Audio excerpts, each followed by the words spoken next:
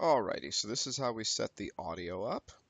I have a movie clip that I want to take some sound off of. Even though it's 2 minutes, I'm not going to animate the whole thing. I just want the first few seconds, but I'm going to kind of walk you through the process. So I'm taking it from YouTube. I'm just going to take a copy the URL. I'm going to go to convert to MP3. And with convert to MP3, and it's literally convert to mp3.net, I'm just going to use this to convert the sound of that movie clip, just a little short one to make it. So I'm just going to paste it into here. Make sure it's going to MP3, hit convert. Now, several times it'll open up a new page. If it does, just close it. We only want this one. So if it adds a new page, just close that up. We just want this one. And there we have it there. It spit it out. So I'm going to hit continue. And it's all set. So I would just hit download.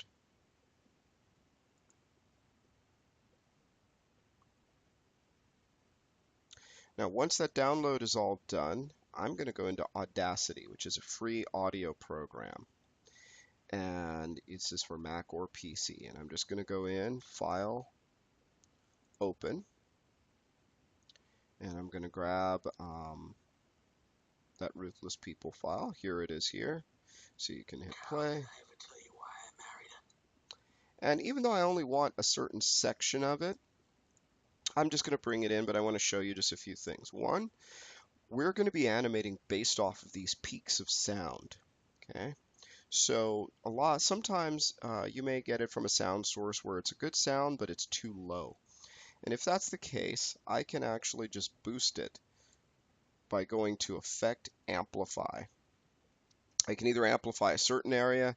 If I haven't selected an area, the entire sound clip is going to be boosted. I'll just hit OK. And you'll notice my peaks got larger. So if I actually play it, it's louder now. And this is going to view better inside of Maya. One other thing is if you are grabbing a sound bit that has, shall we say, the use of colorful metaphors, you can actually grab a section. Like if I hit play here.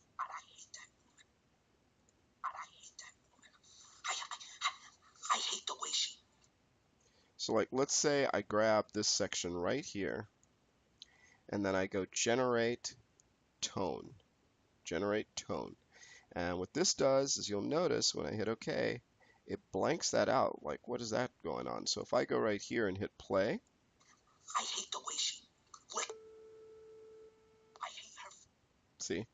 Which is pretty fun. And that's what you should do when you actually have some of the stuff in there for class purposes. So I'm just going to undo the tone. We've amplified it, and I'm just going to export this out. I'm not going to save it. I'm going to export it, and I want to export it as a WAV file. And I'm going to put it in the scenes folder of my project, the Andy project. That way, if I take my project home with me or work on it, I know it's always going to be there. And you see, I already did this before, so I'm just going to toss that in. Yes. So remember, you're exporting it as a WAV file. And we just hit OK, it pulls this up. This is metadata, you don't really need it. We hit OK.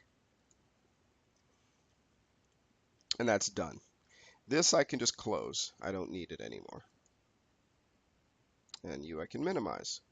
So now, inside of here, and I remember I have my timeline larger, I'm just going to go File, Import. We're in Audio, and there it is right there, the sound file, and I hit Import. And bada boom, there it is there.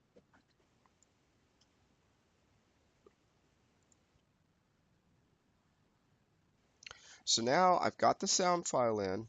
I want to do a file, save as,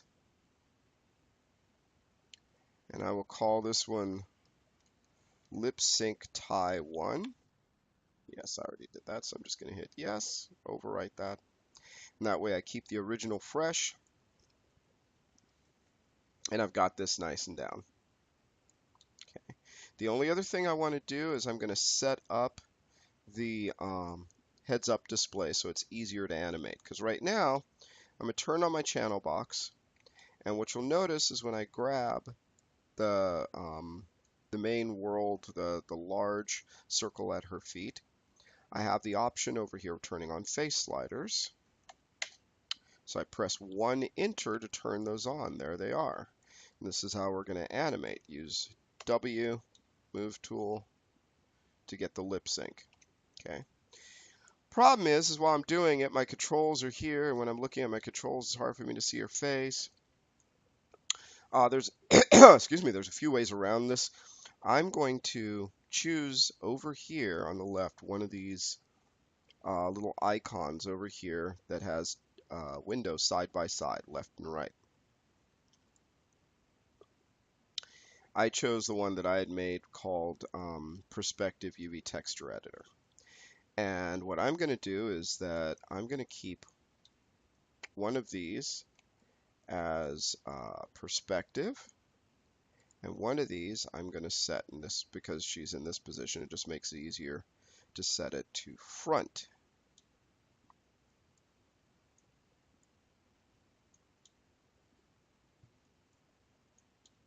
Okay. And in this view, I can actually hide NURBS curves and then just see her face. So what I've effectively done is I've gotten at that I can actually have this as my controller and this is her face, and it makes it a lot easier for me. I always have these controls right there. If you've already started animating, then we'd set up another camera locked to her face that we could see. But for right now, that's how we would set it up. So once again, I set it up, made it a two windows, one to the left, one to the right. Set one up as my perspective. Set one up as an orthographic front. And then this becomes my controls. And this one becomes my perspective. Okay.